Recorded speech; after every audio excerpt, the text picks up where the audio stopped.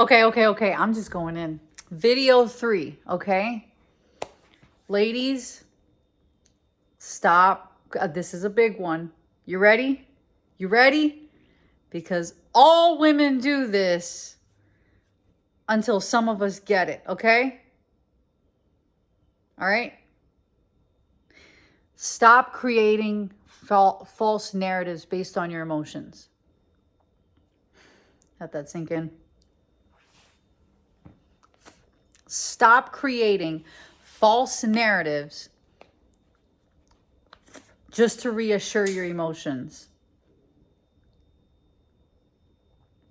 Stop.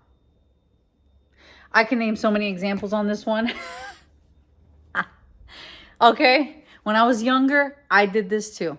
So, creating false narratives, all right? Women are emotional. We all know this, all right? I don't care what you say. We're more the emotional side. Men are the more logic and rational side. Okay, not that women can't have logic and rationale, not that men are not emotional. Stop the bullshit. There's a balance of both. But in general, men, the energy of masculinity is more of critical thinking, rational, logical. And women are of more of the emotional, spiritual side. All right. Now, when a woman is not conscious of this in herself and how it manifests in herself, she'll tend to latch on to the wave of emotions, okay? And when she latches on, then she identifies with the emotion. Then what happens there when you identify with the emotion is then you create a narrative around this emotion that just further drives the belief in whatever it is that you're creating, whatever the narratives around that emotion that you're creating.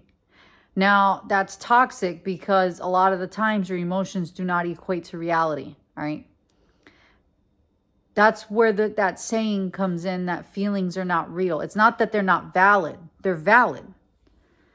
But they're not, a lot of times our emotions are not rooted in what actually happened, right? And here's what I mean by that, right? Man and a woman talking, man says XYZ, and the woman sometimes only, women, I know we do this. You'll hear what you want to hear. That's how men say, you heard what you want to hear. Why are they saying that? Because our brain, for whatever reason personally, whatever the root of that is for you, will latch on to certain words. That's your nervous system and your brain doing that. Will latch on to certain words and then create a narrative around that. And then that's where your immediate response will come from. Now, if we don't stop ourselves and check that, which most women don't, then we end up responding in a way that does not align with what he actually said. And it's not aligned with the reality of what's going on here in reality and not in our head. And so that's one way it does it. We latch on to certain words. There's plenty of ways that this could happen. Maybe she did hear everything he said, but because she sees it from a vastly different perspective, she won't stop, pause, and just ask, what does he actually mean by that? Or if he can phrase it another way, or to help her understand it. Instead, the woman will react. And then a lot of times that reaction is not really, a reaction that's even in alignment with the reality of what just happened or what he said. So, and I want to say every woman does this. I don't like putting people in a basket because I understand variables, but this is something that's so common that I almost feel safe enough to say that every woman does this or has done this. I definitely feel very safe to say every woman has done this. Even if you've grown and now you don't do this and you're conscious of your behavior, at one point you did it.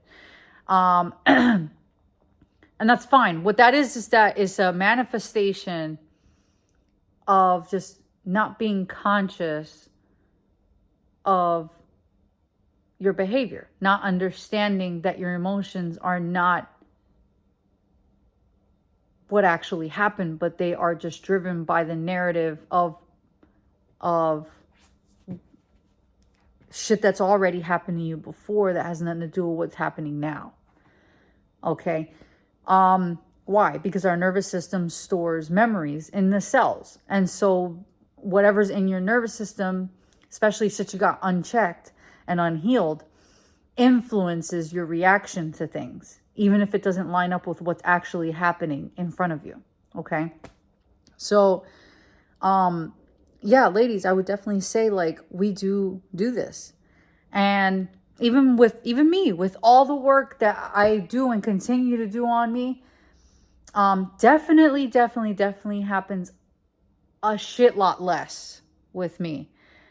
But there is once in a great while where it will happen, and he'll call me out on it.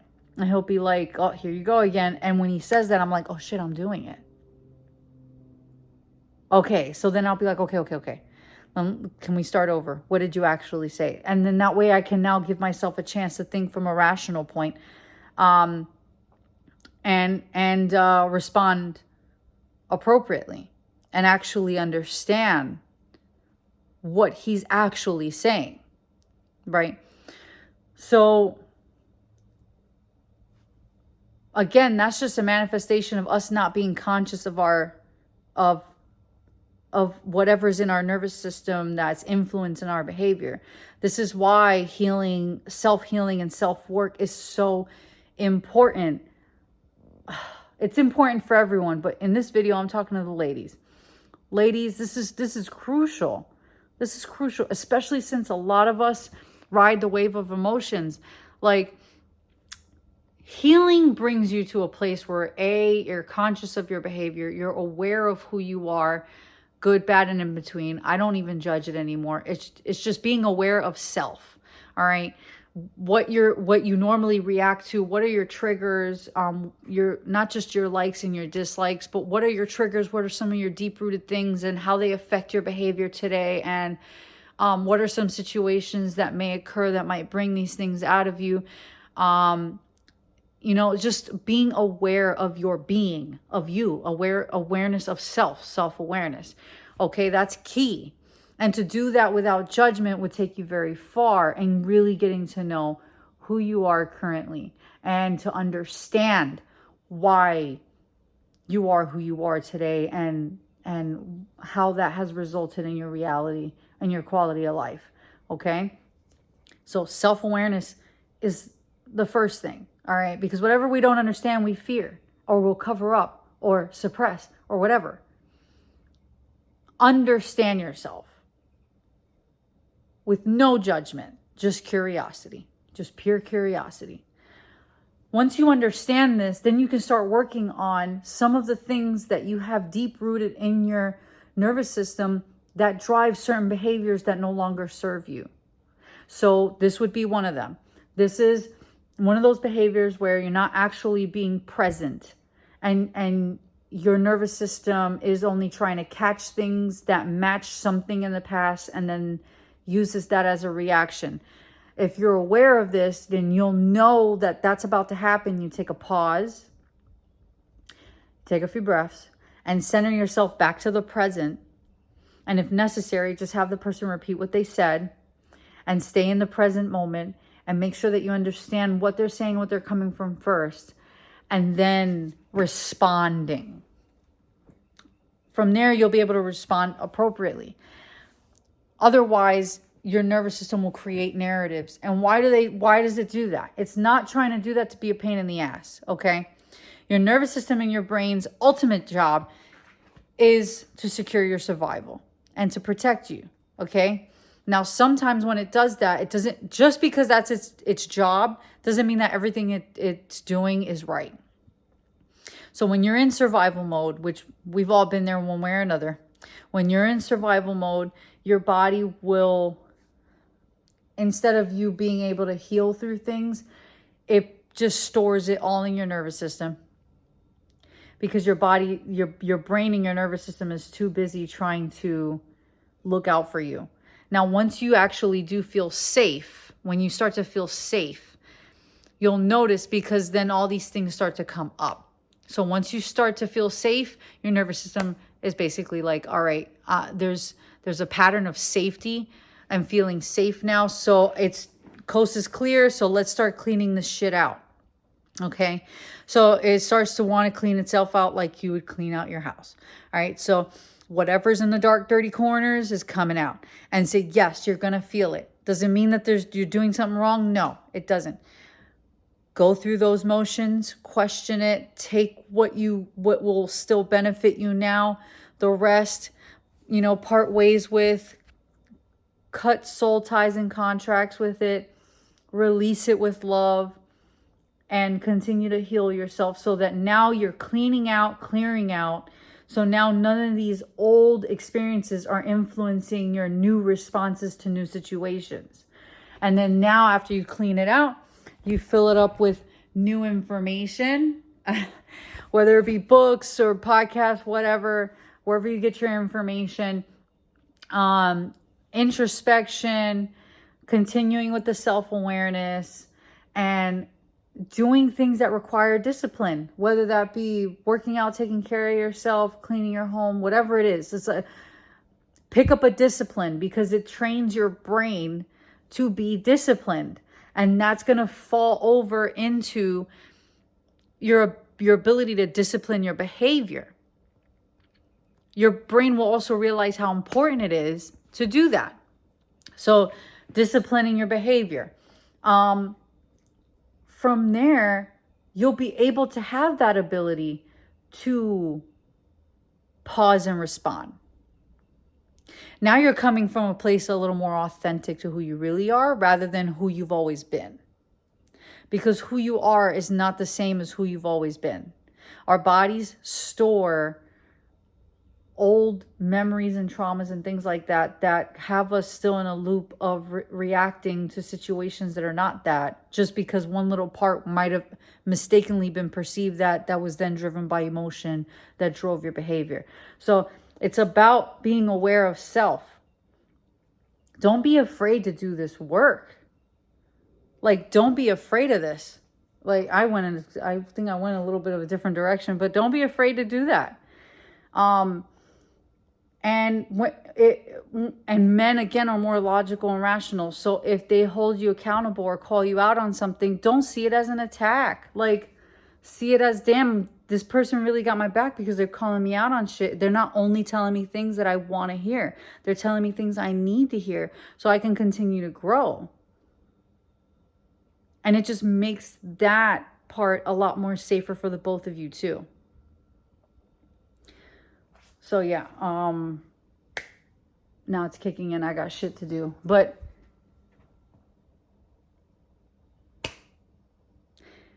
anyways, I just had a blank because my mind is going in different directions.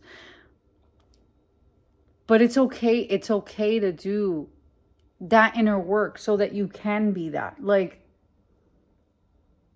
Ladies, you're not going to be less than what you think you are in your head by being all that you can be for yourself and your partner. Cleaning the house and doing these things and taking him into consideration and adjusting your behavior so that it's safe for the both of you are all powerful things that the divine feminine embraces and masters. Learn your balance, start healing yourself, and as you go along, you will find what your balance really is with both the feminine and masculine within you, because we all have both.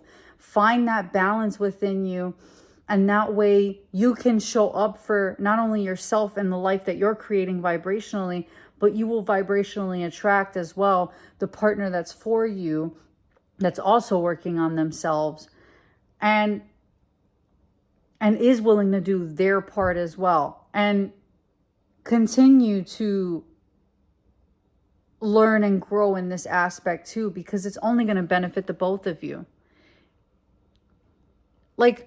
Don't you want to go somewhere and have a good time and enjoy peace and respect and both of you having a good time, and there's no issues, there's no the way you presented yourself provoked a bad situation, now he's in a bad situation, now you want him to protect you. It's selfish. It's selfish and it's very unconscious behavior that a lot of women do. And it's like, it's very unnecessary.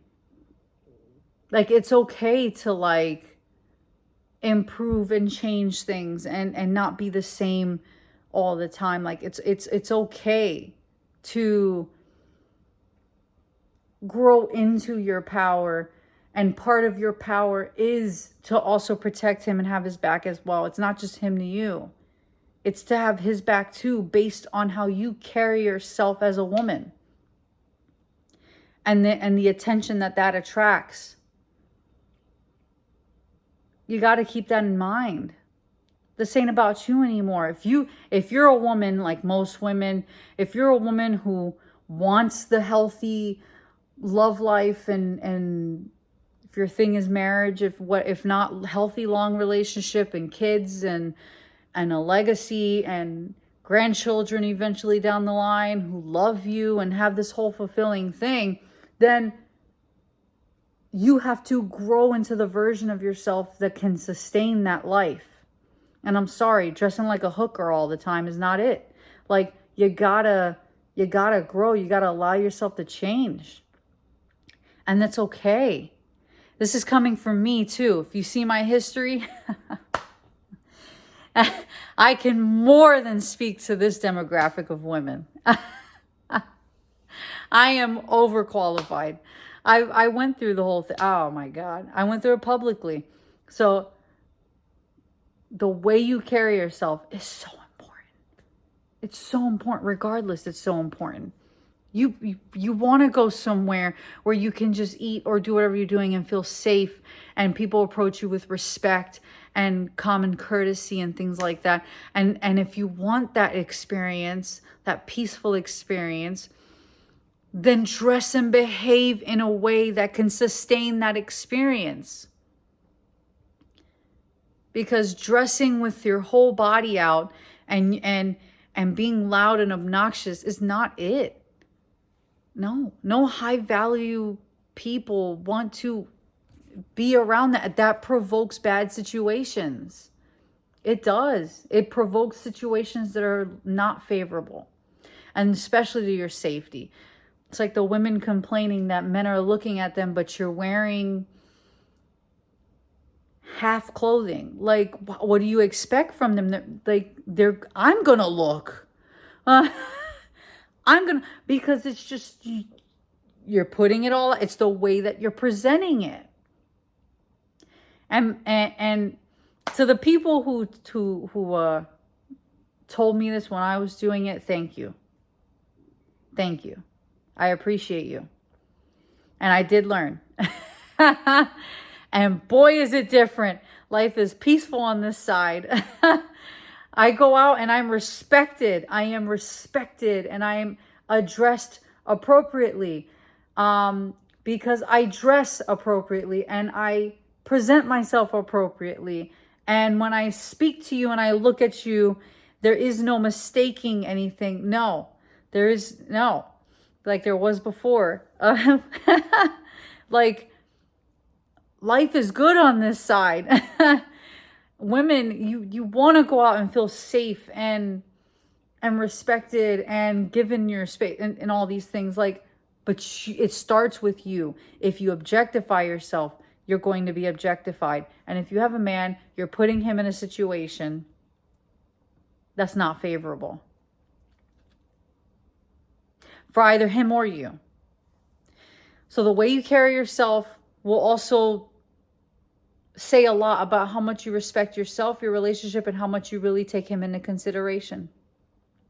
So take them into consideration the same way that you would want him to take you into consideration.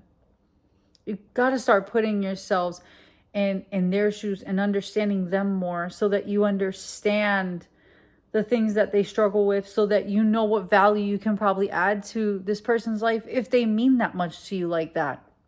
If not, then do it for yourself, so that when that person does present themselves in your life, you're ready. You're ready because now you are the version of yourself that can sustain a healthy relationship where he also feels safe to be with you.